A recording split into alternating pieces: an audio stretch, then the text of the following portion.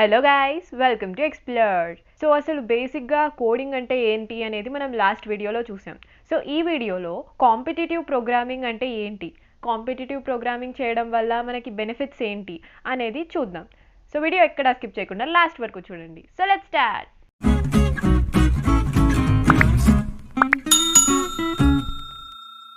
So first అసలు బేసిక్గా ఈ కాంపిటేటివ్ ప్రోగ్రామింగ్ అంటే ఏంటి?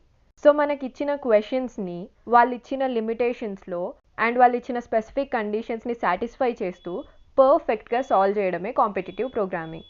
సో మీకు ఇంకా క్లియర్గా అర్థం అవ్వడం కోసం ఒక బేసిక్ ప్రోగ్రామ్ యూస్ చేసి ఎక్స్ప్లెయిన్ చేస్తాను.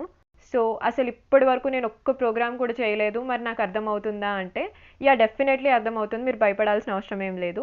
అసలు ఇప్పటి వరకు కోడింగ్ చేయని వాళ్ళకు కూడా క్లియర్గా అర్థమవుతుంది. సో ఫర్ ఎగ్జాంపుల్ ఒక మల్టిప్లికేషన్ టేబుల్ రాయడం కోసం మనం ప్రోగ్రామ్ రాస్తున్నాం అనుకుందాం. సో మనం ఏ నెంబర్ ఇస్తే దానికి అది టేబుల్ ప్రింట్ చేయాలి. సో దీనికోసం మనం ప్రోగ్రామ్ ఇలా రాయొచ్చు, యాజ్ వెల్ యాజ్ ఇలా కూడా రాయొచ్చు, అండ్ ఇంకో మెథడ్ కూడా ఇలా కూడా రాయొచ్చు. సో ఇలా మనం డిఫరెంట్ టైప్స్గా రాయొచ్చు అనమాట ఇదే ప్రోగ్రామ్ని.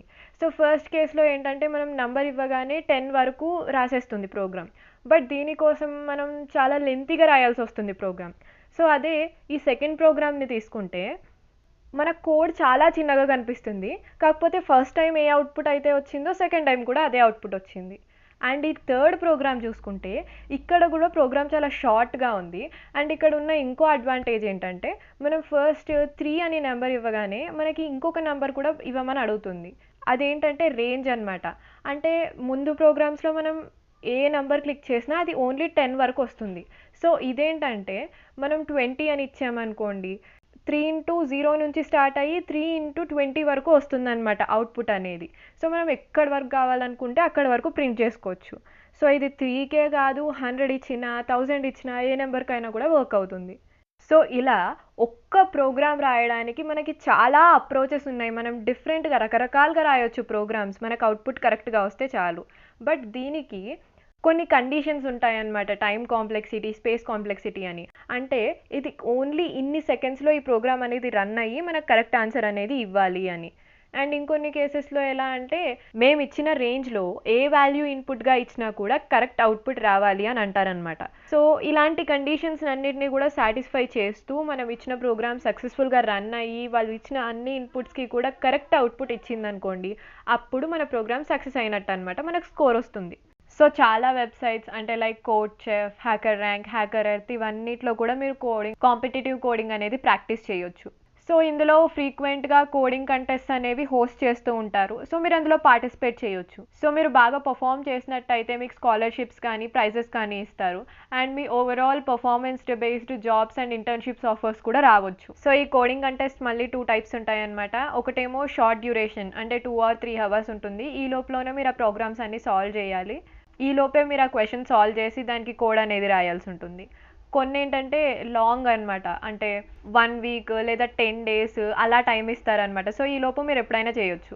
సో ఈ కాంపిటేటివ్ ప్రోగ్రామింగ్ నేను చేయగలుగుతానా అంటే, మీకు ఏదైనా ఒక ప్రోగ్రామింగ్ లాంగ్వేజ్ పర్ఫెక్ట్గా వచ్చు అని అంటే దాన్ని డెఫినెట్గా చేయగలుగుతారు.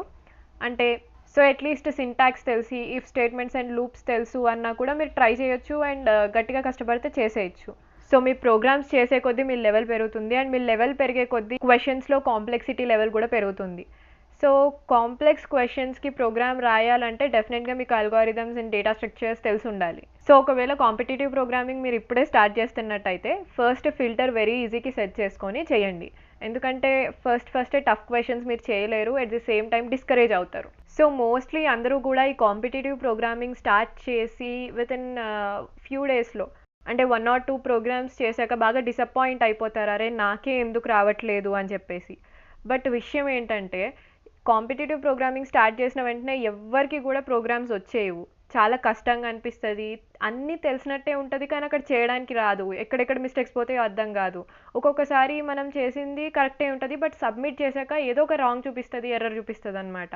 టెస్ట్ కేసెస్ అన్నీ సాటిస్ఫై అవ్వవు. సో మరి ఎలా అంటే ప్రాక్టీస్ అంతే, మనం చేసే కొద్దీ మనకే అర్థమవుతుంది అనమాట. సో సపోజ్ మీకు ఒక ప్రోగ్రామ్ రాలేదనుకోండి, దాని వెంటనే ఎడిటోరియల్ ఓపెన్ చేయడమో లేదా గూగుల్ ఓపెన్ చేసి ఆన్సర్ని కాపీ పేస్ట్ చేయడమో కాకుండా యూట్యూబ్లో సెర్చ్ చేసి దాని కోడ్ ఎక్స్ప్లెనేషన్ వీడియో చూసినట్టయితే మీకు ఒక క్లారిటీ వస్తుంది అనమాట. అరే నేను ఇక్కడ మిస్టేక్ చేశాను, సో ఇది నేను రెక్టిఫై చేసుకోవాలను, లేదా ఓకే ఇలాంటి లాజిక్ కూడా అప్లై చేయొచ్చు అనమాట అని చెప్పేసో. సో ఇలా మీకు డిఫరెంట్ ఐడియాస్ వస్తాయి. సో దాట్ మీరు నెక్స్ట్ టైం వేరే ఏదైనా క్వశ్చన్కి కోడ్ రాస్తున్నప్పుడు అదే అప్పుడు మనం నేర్చుకున్నాం కదా అని చెప్పేసి మీరు ఇక్కడ అప్లై చేయగలుగుతారనమాట. So practice well. సో ఇంకా ఈ కాంపిటేటివ్ ప్రోగ్రామింగ్ గురించి మీకు ఏమైనా డౌట్స్ ఉన్నట్టయితే డెఫినెట్గా కామెంట్ చేయండి. ఒకవేళ నాకు ఆన్సర్ తెలిసినట్టయితే డెఫినెట్గా రిప్లై పెడతాను. And don't forget to like, share and subscribe.